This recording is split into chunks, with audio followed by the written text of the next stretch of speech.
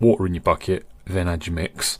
And I highly recommend you get a mixing paddle to go on your drill or something like this, and then mix it up until it's like thick gravy. But like I said, I want this to be really thick for me. I don't want this to go like watery gravy and run out the side of the shed, so I made mine super thick. But here we go. So we're spreading this out.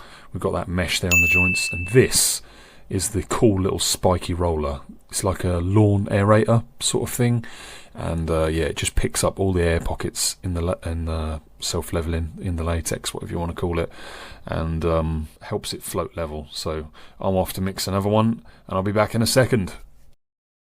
So although you're about to see me step in this in my nice safety Nikes, be super careful when you step into this, guys. Like, you don't want to be doing it for a start. You're going to get mess everywhere, and the cement is going to rot out the thread, like the basically going to rot out your shoes. So make sure you clean your shoes after you're doing this in your safety Nikes. And wherever I step, you can now sort of see this always constantly moving its way down towards the door where that low point is. Alright then, guys, here we go. This is the bulk of it done. I wanted to try and push it as much as I can, but at the same time I don't want to drag it and make dips in it. So I have pushed it out to the edges as much as I can, blemished that top corner, which is the highest point. I can imagine they're going to have, where are we?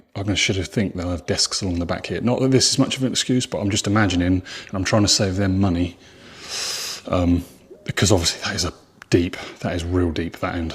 I'm trying not to, because to try and now go all over this again and get that top corner, you're probably going to need 2, maybe 3 bags just to get the rest of this. So I've tried to thin it out as much as I can to the edge. That's probably 500 mil to about there.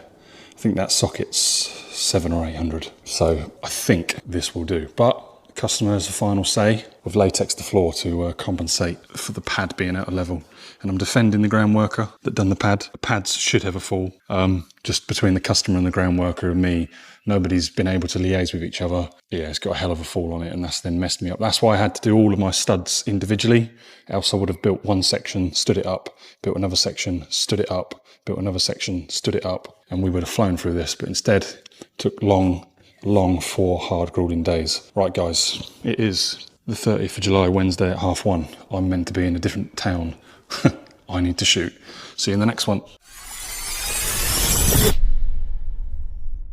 Right, guys, we need more latex. My local didn't have it.